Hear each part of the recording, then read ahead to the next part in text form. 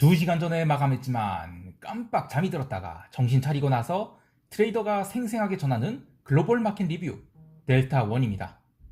어제 시장을 한마디로 요약하면 변동성 확대 시작입니다. 아니 미국 시장 조금 빠진 것이 뭐 대수냐라고 하실 수 있지만 글로벌 증시가 그동안 어거지로 변동성을 눌러놨던 것, 어제 옵션 만기까지 억지로 버텼고 그동안은 틀어막은 수도꼭지가 터질 때가 된 거죠. 어떤 논리로 시장을 접근하는지 트레이더의 머릿속 구경 시작해봅니다. 먼저 아시아 세션 갑니다. 우리 시장은 어제 나스닥 초강세에도 불구하고 시가 이후 일단 밀렸는데요. 대충 풋 좀 살리나 싶었더니 외국인이 선물을 위로 빠르게 매수하면서 435.75까지 달립니다. 그러나 그 뒤로 솔솔 밀리면서 다시 433.75까지 2포인트를 눌렀는데요. 하루 종일 외국인들이 방향성을 죽여놓은 상태에서 풋백 스프레드를 부지런히 쌓으면서 변동성 확대를 준비하는 모습이 관찰됐습니다. 현물 시장에서는 외국인이 장 시작 이후 현물을 꾸준히 매도를 내놨는데 7천억가량 순매도를 했어요. 이거는 FTSE, FTSE 인덱스 리밸런싱 관련 매물이 나왔다고 하는데 그보다는 리스크 오프의 현물 비중 축소로 보고 있습니다.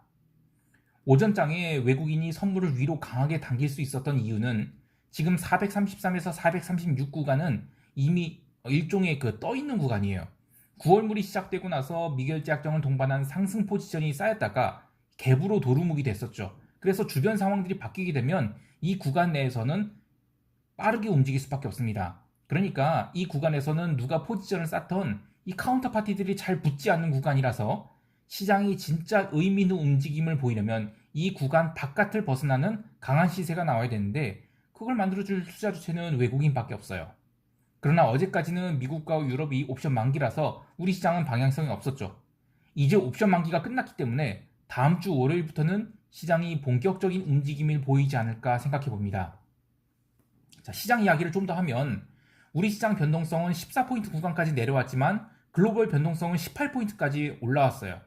이게 어떻게 된 게 해외 시장보다 우리 시장 변동성이 더 낮을 수 있는 건지 우리 시장이 그만큼 선진화된 건 아닌지 아니면 용가리 통뼈가 많은 건지 모르겠습니다만 그래서 7월물 이후의 시장 분위기가 변동성 확대로 바뀌게 된다면 잔존일 21일이 양옵션 가격은 지금도 무지하게 싼 거예요.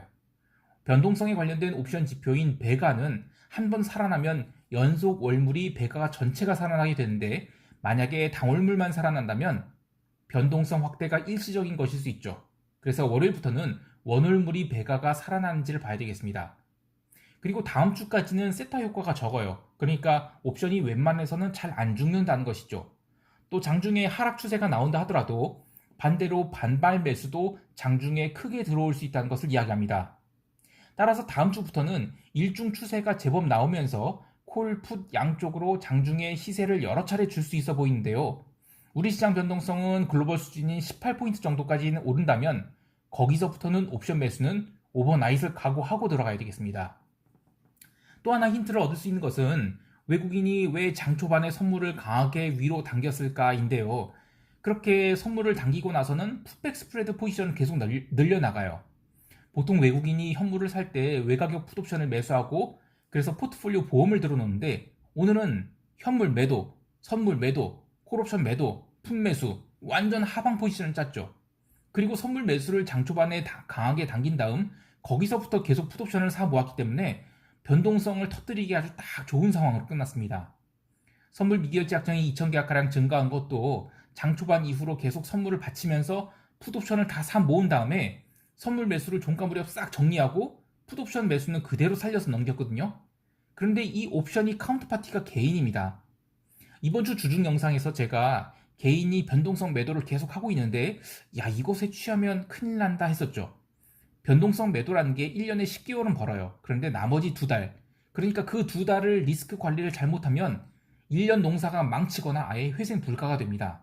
물론 지금 옵션 매도를 하는 개인들이 저는 멍청한 개미가 아니라 아주 산전수전 다 겪은 백전노장 같긴 합니다. 그래서 큰 걱정까지는 안 하지만 어쨌든 오늘 외국인이 풋백 스프레드 포지션에 정면으로 도전한 개인이 풋매도가 과연 잘 살아날 수 있을까 관찰해 봐야 되겠습니다.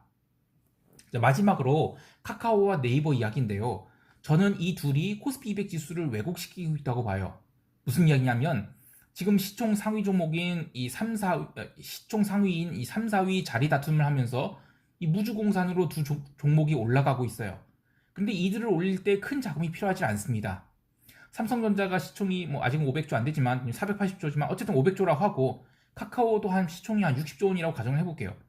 삼성전자 1% 올리기 위해서 5조 원이 필요할까요? 아니죠. 그 카카오를 1% 올리기 위해서 6천억이 필요할까요? 둘 다 아닙니다. 제가 이야기하고 싶은 요지는 매물대가 많은 삼성전자를 올리기 위해서는 매물대가 없는 카카오를 올리는 것보다 훨씬 더 많은 돈이 든다는 것이죠. 카카오는 그만큼 가볍게 움직이기 때문에 코스피 200 지수가 고평가되어 있다고 생각을 합니다. 너무 옛날 이야기인지 모르겠지만 옛날에 현대중공업이 50만원 넘고 하던 시절이 있었죠. 그때도 이런 종목들이 시총 상위로 튀면서 시장을 왜곡하곤 했는데 이 이야기는 전체 지수가 빠져야 할 때 자리에서 잘 안 빠지고 또 잘 안 빠질 것 같은 자리에서 갑자기 빠지는 일이 있을 수 있다는 것입니다. 자세한 전략은 총평 때 이야기를 하기로 하고요. 유럽 세션 갈게요.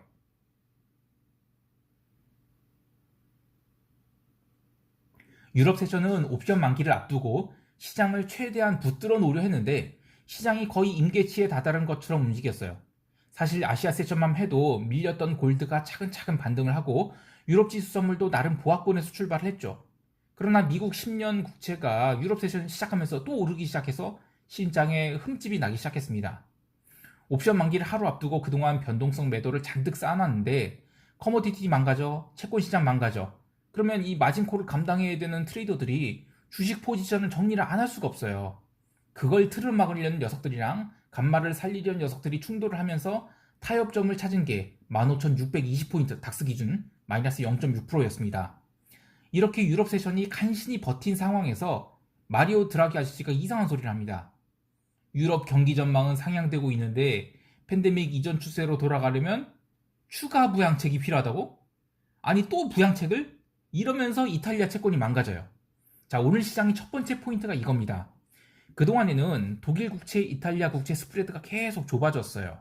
그런데 오늘 처음으로 독일 국채와 이탈리아 국채의 스프레드가 벌어지기 시작한 것입니다. 이것도 강력한 리스크 오프 지표예요. 옵션 만기까지는 어떻게 버텼는데 이제는 이곳저곳에서 변동성이 증가할 노이즈들이 생기기 시작한 것입니다. 두 번째 포인트는 그 세인트루이스 연준의 그 제임스 블라드 아저씨가 CNBC에서 인터뷰하면서 매파적인 입장을 보였다고 해서 시장이 밀렸다고 하는데 저는 이것은 뉴스가 좀 잘못 해석됐다고 봐요. 트레이더 입장에서 설명할게요.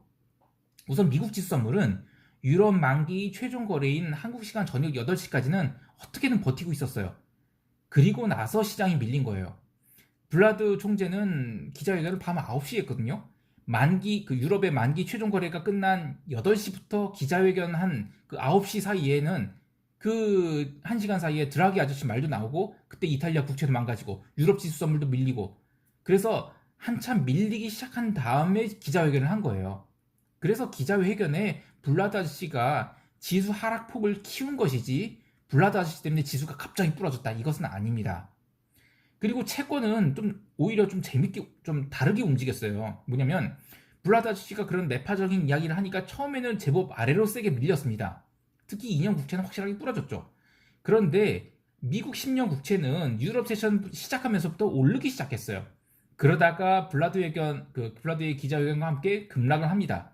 미국 본장 시작하고 나서도 1시간 동안 더 밀어요. 그리고 나서 밤 11시 30분에 채권은 다시 급등을 해서 종가 고가로 리스크 오프를 반영을 했습니다. 그래서 그나마 좀 제대로 된 뉴스들은 2년물 금리가 급등을 했다라고 하고 어벙벙한 3년 뉴스들은 그냥 금리가 급등을 했다고 하죠. 그런데 사실 2년물이야 저에게는 트레이딩 대상이 아니고 전 장기물이 중요한데 장기물은 금리가 빠졌어요. 그러니까 종가 고가로 채권 가격이 올라가는 그런 플래튼이 있었죠. 국채 숏돌이를 아주 제대로 혼쭐을 내준 겁니다. 아유 뜨거워. 아무튼 요지는 오늘 채권 시장은 손절매가 이어졌다라고 볼 수 있겠어요. 자, 그리고 FX 이야기 안 할 수 없죠. 보통 통화시장 반등은 유럽 세션 초반에 손절매 한번 주고 나서 반등이 나오기 마련인데 오늘은 반등이 너무 약했습니다. 달러 강세의 스타트는 오후 4시부터 파운드화가 끊었고요. 뭐 영국발 변이 바이러스? 그런 거 아닌 것 같아요. 옵션 만기 맞이해서 어떻게든 버티다가 오늘은 도저히 안 됐다 해서 아래쪽을 열어놔서 밀린 거라고 봐요. 아무튼 파운드가 뭉개지고 그리고 나서 유럽 마감한 저녁 8시 이후에는 커머디티 통화들, 그러니까 오지달러 이런 것도 무너지기 시작했죠. 이어서 드라기 총재의 이른바 그 추가 부양책 필요 발언이 나오면서 유로화도 무너집니다. 그러니까 이게 다 8시 이후에 제대로 무너진 거예요. 자, 근데 오늘은 금요일이죠. FX라는 게 이 주말 오버나잇 리스크가 있잖아요. 그러면 포지션을 웬만해서 안 가져가고 청산을 합니다. 그래서 가속화돼요. 그래서 끝까지 반등을 못하고 밀려서 끝난 거예요. 마지막으로 커머디티. 아시아 세션만 해도 골드가 쭉 반등을 하면서 그래 아무리 뭐 커머디티 바스켓이 통으로 털려도 골드는 그래도 리스크 오프에 민감한 자산일 텐데 반등은 좀 있겠지 싶었는데 유럽 세션 초반까지 이 1790달러 이상으로 올라왔음에도 불구하고 그 이상으로 달리질 못하는 것이었습니다. 저 정도 각도로 올라오면 제법 세게 달릴 법도 했는데 블라드 아저씨가 기자회견 시작하면서 채권이 급락할 때 골드도 순식간에 상승폭을 죄다 반납을 해버립니다. 자, 그런데 10년 국채를 포함한 장기 채권들은 블라드 기자회견 끝나고 언더슈팅을 준 다음에는 다시 다 올라왔는데 왜 골드는 못 올라왔을까요? 이거는 전반적인 리스크 오프 분위기 때문이라고 봅니다.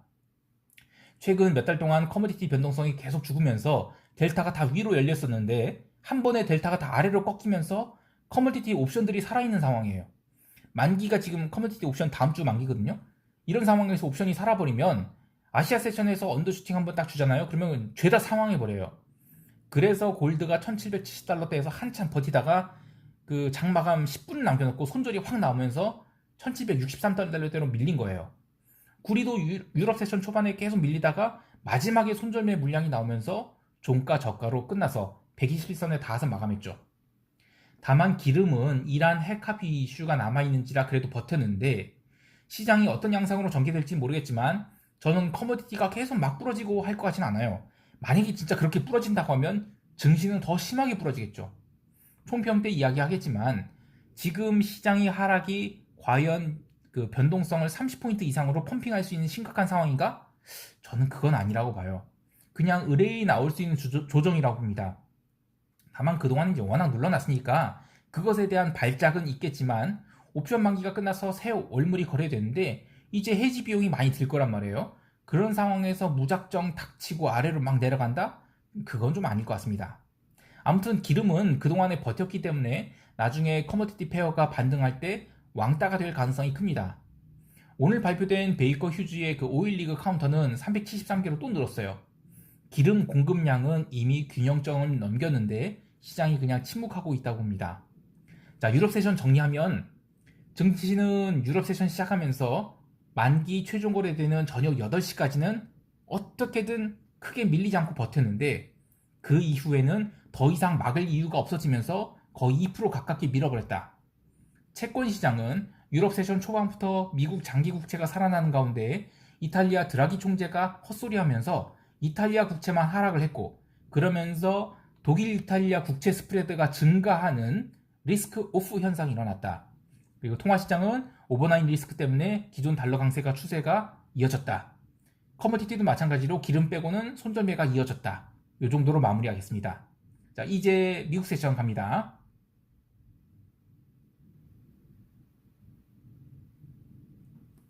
미국 본장 시작 전에 이미 제임스 블라드 아저씨가 매파적인 이야기를 하면서 시장 분위기를 흐려놨는데요. 변동성 매도자들은 뜨거워했을 거예요. 근데 그들이 손실을 봤다고 생각하진 않은데요. 왜냐하면 본장 시작하는 10시, 밤 10시 29분 59초 이 마지막 거래 상황을 보면 풋옵션에서 시세가 낮긴 했지만 결국 5월과 6월의 변동성 범위 내에서 시장이 만기를 맞은 것이기 때문이에요. 그래서 저는 시장이 무슨 난리가 일어났다라는 생각은 들지 않고요. 끝까지 옵션 매도가 이겼다고 생각합니다. 실제로 미국 시장 시작하고 나서 S&P 지수는 하루 종일 그냥 4170포인트에서 움직였다고 봐도 돼요. 나스닥 지수도 하루 종일 14,070포인트를 중심으로 오르내리지 못하고 뭉개었죠. 장 마감 무렵 좀 누르려는 듯 했는데 현물 마감 직전에는 어떻게든 다 올려놨어요. 그리고 마감시켜 놓고 나서야 애프터마켓에서 선물을 눌러서 종가 저가로 밀어버린 것입니다. 참고로 미국이 옵션 만기는 우리가 좀 달라서 옵션을 현금 결제하는 것이 아니라 선물에 대한 옵션입니다. 그러니까 옵션 포지션을 선물로 바꿔주는 것이죠. 그런데 동시 만기는 선물도 만기가 되기 때문에 선물 기준으로 옵션이 결제가 되는데 선물은 별도의 정상 가격을 장 마감 이후에 줍니다. 그러니까 우리처럼 마감 동시효과 예상 체결가 보면서 복권에 당첨되느냐 꽝 되느냐 이거를 2초 단위로 두근댈 필요가 없어요. 어쨌든 6월물 나스닥 지수는 14,103포인트 마이너스 0.6%의 최종 거래가 됐고 S&P 지수도 3,185.50포인트 그러니까 마이너스 0.96%의 최종 거래가 되면서 5월 1일 시가와 동일하게 마감된 거예요. 그래서 저는 끝까지 양매도였다라고 할 수 있습니다. 처음에 지수는 어떻게든 붙잡아 놓으려고 하면서 나스닥 중심으로 반등 시도는 있었어요. 근데 유럽이 전혀 반등을 못하자 유럽 마감 30분 남겨놓고 전체 시장이 무너지긴 했습니다. 근데 유럽 딱 마감 시켜놓고는 어떻게든 버텨냈어요. 오늘 일자 마켓맵을 보면 아주 참혹하게 무너진 것 같은데 실제 시장은 이 갭 다운을 고려하면 거의 무너지지 않은 것이죠. 본장 마감 이후에 애프터마켓에서 선물을 때려놓고 끝났기 때문에 월요일 아시아 세션에서 나올 하락이 진짜 하락이라고 봅니다. 오늘 경제 지표는 없었고 개별 종목 보면 경기 민감주들 아주 심각하게 뚫겨 맞고 있죠. 어떻게 이렇게 한 번 반등 안 나오고 밀릴 수 있을까 싶을 정도로 금융주들이 처음 맞고 있고 또 다우지수 구성 종목은 한 종목도 못 오르고 싸그리 마이너스가 나왔어요. 러셀도 마이너스 2.62% 급락이 나오면서 최근 이 이평선들을 죄다 깨버리고 말았는데요. 어떻게 보면 진짜 나스닥만 버티고 있는 셈입니다. 이게 과연 지속이 될까 참 궁금한데요. 왜냐하면 이 투자 심리라는 것이 전체 시장이 망가질 때는 섹터를 가리지 않기 때문입니다. 특히 이게 지금 증시에서 촉발된 리스크 오프 현상이 아니에요. FX, 채권, 커머디티에서 촉발됐기 때문에 그동안 증시에 충분히 전염이 되었어야 되는데 증시는 옵션 만기 때문에 어거지로 틀어막고 있었죠. 이제 만기가 끝났으니까 수도꼭지 터질 일만 남은 거라 생각합니다.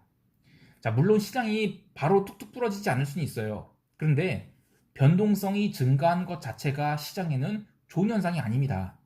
제가 좀 우려되는 것은 그간 한국 시장이 연초에는 슈퍼개미들이 삼성전자 떠받치고 2분기에는 개별 종목 한참 질러대면서 나름 선수급 개인들이 시장을 주도했는데 조정이 시작되면 개인들이 계속 시장을 받칠 수 있을까? 그게 의문입니다. 지나치게 낮은 변동성에 지쳐있는 상황에서 변동성이 확대된다면 그리고 그게 아래쪽으로 발산이 되면서 개인들이 이른바 싹 설거지를 당하게 된다면 과연 올해 우리 증시 YTD 수익률은 어떻게 나올지 궁금합니다. 마지막으로 변동성에 대해서 이야기를 하면 오늘 변동성 선물이 상승했지만 손바뀜이 엄청 많았어요. 간만에 변동성 선물 거래량이 터졌는데 21포인트까지 오른 것이 문제가 아니라 올해 4월이 이른바 그 유포리아 국면을 되돌릴 준비를 한 것 같아서 그게 걱정이 되는 것입니다. S&P 지수가 4,000포인트를 가더라도 전혀 이상해 보이지 않는 상황이 된 거죠. 물론 어떤 패턴으로 내려갈지는 모릅니다만 가장 이상적인 것은 시장이 그 반등이 V자 형태로 안 나오고 반등이 어느 정도 나오다가 횡보를 하면 거기서 매도를 쌓잖아요. 그러면 계속 계단식으로 4,000포인트로 레벨 다운을 하지 않을까 싶어요. 변동성에 대한 이야기를 하나 더 하면 전일 종가 대비로는 마이너스 1.75%의 하락이 나왔지만 일중 진폭은 1%도 안 되는 상황이라서 변동성이 21포인트까지만 오른 것이고 약간 뇌피셜 좀 더해서 이야기하면 다우지수가 999포인트 하락했습니다 하면서 파웰을 욕하고 테이퍼링 때문에 난리 났다 이런 헛소리 뉴스가 나와줘야 시장의 하락이 진정될 것 같습니다. 그래서 저는 이제 변동성 상승이 시작됐다고 생각해요. 그간 참 많이도 눌러놨지 자식들. 아유. 자, 여기까지 하기로 하고 총평과 대응 전략은 조금 길게 이야기해 볼게요.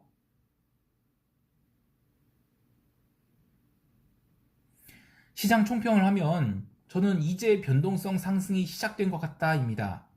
여기서 가질 수 있는 질문들을 이야기해 볼게요. 자, 그간 유럽 증시가 미국 증시보다 아웃퍼폼할 것이다 라는 논리가 있었는데 이게 과연 앞으로도 유지될 수 있을까 하는 게 첫 번째 질문이고요. 두 번째는 달러 강세와 장기 채권 강세 같은 리스크 오프 흐름들이 진짜일까 하는 질문입니다. 마지막으로 이것들이 증시에 어느 정도로 영향을 미칠 것인가 이건데요. 이거 리서치가 더 필요하긴 하지만 초점은 목표하는 시장 변동성이 어딘지 그리고 언제 그 자리를 찍을 것인지를 찾아봐야 됩니다.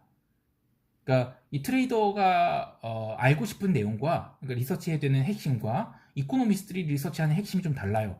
그래서 오늘 하루에 모든 것을 파악할 수는 없지만 저는 이 위 세 가지 질문에 대해서 개별적인 리서치를 이어나가도록 하겠습니다. 한국 시장은 월요일 갭다운이 있긴 하겠지만 이 스트레이트로 하락시킬진 모르겠어요. 우선 잔존일이 아직 많이 남은 상태라서 장중에 눌림 줬다가 급반등이 나올 수도 있어 보이고, 또는 초반에 당겼다가 나중에 내리면서 양 옵션 변동성을 확 살릴 가능성도 있어 보입니다. 어쨌든 옵션 매도보다는 매수가 유리해 보이는데요. 시장이 하락을 갭다운으로 시작할 때는 외가격 풋옵션을 사는 것보다는 등가격 풋옵션을 사는 것이 훨씬 유리합니다. 시장이 급반등을 하게 되면 풋옵션이야 죄다 델타를 처음 맞긴 하겠죠. 그런데 어중간하게 자글자글 내려가게 되면 등가격은 델타를 어느 정도 따라가지만 외가격 풋옵션은 제대로 따라가지는 못하기 때문입니다. 대신 등가격 옵션은 수량 관리가 중요해요. 한두 계약 사는 거야 의미가 없지만 몇십 계약만 되더라도 억에 가깝죠. 그리고 호가도 충분하지 않기 때문에 한 번에 10계약씩 막 질러대지 마시고, 내가 이번 하락 사이클에서 어느 정도 리스크를 감내할 수 있는가를 고려한 자금을 투입해야 합니다. 주식은 제로가 되기 힘들지만 옵션은 정말이지 쉽게 재료로 수렴할 수 있다는 것을 잊지 말아야 되겠습니다. 또한 옵션은 사람마다 견해가 다르지만 저는 옵션을 포지션으로 거래한다면 데이야 상관없지만 포지션은 손절을 하지 말아야 된다고 생각해요. 내가 버릴 수 있는 금액, 즉 감내할 수 있는 금액을 질러야 하고, 그게 추세를 타서 내 가격이 되는 것을 목표로 거래를 해야 되는 것이죠. 자, 그리고 외가격은 잔존 기간이 굉장히 중요합니다. 감마가 살아날 때 외가격 매수가 진짜 효과가 있는 것이고, 지금은 감마가 살아나기에는 잔존일이 너무 깁니다. 정리하면 월요일부터는 시장을 변동성 상승과 지수 하락으로 봐야 된다. 하지만 장중 변동성이 클 가능성이 있기 때문에 외가격 풋옵션보다는 등가격 풋옵션을 사 모아간다라는 관점으로 대응하자라고 하겠습니다. 그리고 콜옵션 매도는 어떠냐 하실 수 있는데요. 마찬가지로 갭 다운 나왔을 때는 콜옵션 매도는 정말 조심해야 됩니다. 특히 만기주 가까웠을 때야 콜옵션을 델타로 죽일 수 있어서 갭 다운에도 콜 매도가 통할 수 있어요. 근데 이렇게 잔존 기간이 많이 남았을 때는 강한 반등이 나왔을 때를 제외하고는 콜옵션 매도는 시가부터 때려가는 것이 아닙니다. 최바닥 매도를 할 수도 있기 때문이죠. 해외 시장은 월요일 아시아 세션을 주의해야 됩니다. 월요일 아시아 세션에서 골드나 카파 같은 이 유동성이 취약한 종목들은 오전 9시 30분에서 10시 30분 사이에 언더슈팅이 나올 수 있어요. 전산장에서 일어나는 사고라 하지만 빼도 박도 못하고 손절매를 당할 수 있기 때문에 조심하셔야 됩니다. 미국 지수 선물도 유럽 세션이 저렇게 끝난 상황에서 추가 하락을 할 수 있기 때문에 시초가부터 반등을 노리고 매수하는 것은 위험하다고 보고요. 최소한 유럽 세션 점심 이후, 그러니까 한국 시간으로 오후 8시 30분 이후에 바닥 확인하는 거 보고, 그리고 단기 매수로 가담하면 모를까 아시아 세션부터 매수로 대응하는 것은 위험해 보입니다. 자, 이제 변동성 상승이 시즌이 다가온 것 같은데 기존이 루즈한 시장에서 다이나믹한 시장으로 바뀔 수 있기 때문에 매매 템포도 잘 적응하셔야 되겠습니다. 이제 마무리하고 쉐린이 불러서 위로 좀 얻어야 되겠습니다. 보고 싶다, 쉐린아. 아재요. 스크립트는 회원들한테 공개되는 건데 쉐린이 계속 나와 있겠습니까? 민망하지도 않나 봐. 수고하셨어요.